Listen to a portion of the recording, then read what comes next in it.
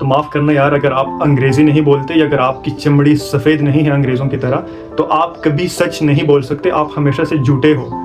آپ کو human rights کا بھی نہیں پتا, آپ کا خون بھی کنسیڈر نہیں ہوگا. ایون آپ کا خود کو ڈیفینڈ کرنا نہیں بلکہ ایگریشن کنسیڈر ہوگا ہمیشہ سے. اور اس کی کیس اسٹڈی ہمیں آج کل کے دور میں بڑی اچھی طرح نظر آتی ہے, ایران ورسز ویسٹ. تو اگر آپ کوئی بھی ویسٹرن میڈیا اٹھا کر دیکھو گے, چاہے وہ کینیڈین میڈیا ہوگا, یو ایس کا, یو کے کا, فرانس کا یا پھر جرمنی کا, تو اس میں آپ کو یہ لگے گا کہ ایران کتنا ایگریسر ہے, اسرائیل کتنا وکٹم ہے, اسرائیل خود کو ڈیفینڈ کر رہا ہے. لیکن اس کے برعکس ریئلٹی کچھ اور ہے, اور وہ یہ ہے کہ اصل میں ایران وکٹم ہے اور وہ خود کو بیچارہ ڈیفینڈ بھی نہیں کر پا رہا ہے صحیح سے.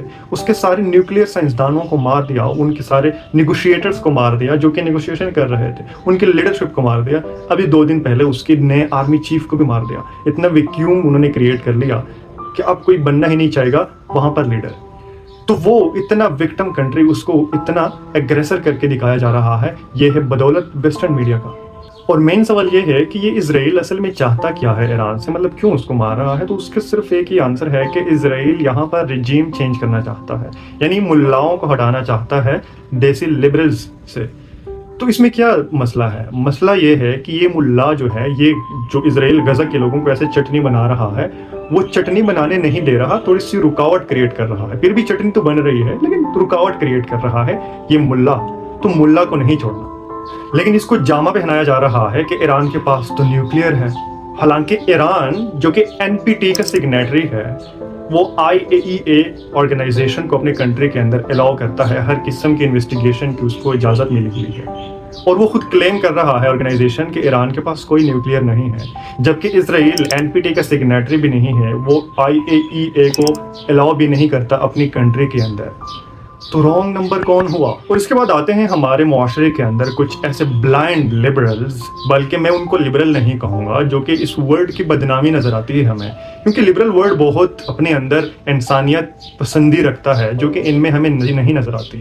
وہ یہاں پر ایران کو اپوز کریں گے اور US کے اس رجیم چینج کے مشن کو بیک کریں گے اور کہیں گے کہ ان ملاؤں کو تو گھر جانا چاہیے, ان کو تو پھانسی پہ لٹکا دینا چاہیے, یہ عورتوں کو حجاب کیوں پہناتے ہیں, یہ ظلم کرتے ہیں انسانیت کے اوپر. حالانکہ ان کو نہیں پتا کہ اس سچویشن کے اندر وہ لوگ کس کا ساتھ دے رہے ہیں. اسرائیل جو کہ ایٹ اے ٹائم 3-4 کنٹریز کے اوپر جینوسائیڈ کر رہا ہے, اور اس کی پوری ہسٹری ریلیجیس فنڈامنٹلزم کے اوپر مبنی ہے. ایون US کے سینٹ کے اندر بھی اگر آپ دیکھو گے, جو کہ اس اسرائیل کے ایگریشن کو بیک کر رہے ہیں اور US کو کہہ رہے ہیں کہ ایران کے اوپر اٹیک کرنا چاہیے, وہ بھی کس طرح آرتھوڈکس کرسچینٹی یعنی فنڈامنٹلسٹ کرسچینٹی کو سپورٹ کرتے ہیں اصل میں. ایون اگر میں آپ کو CIA کی چھوٹی سی ایگزامپل دوں نا تو آپ حیران ہو جاؤ گے. وہ یہ کہ IS اس کو ملیٹنٹ کیا, ویپنائز کیا کس کے خلاف؟ شیعہ ملیٹنٹ کے خلاف. شیعہ ملیٹنٹ کو ویپنائز کیا کس کے خلاف؟ صدام حسین کے خلاف.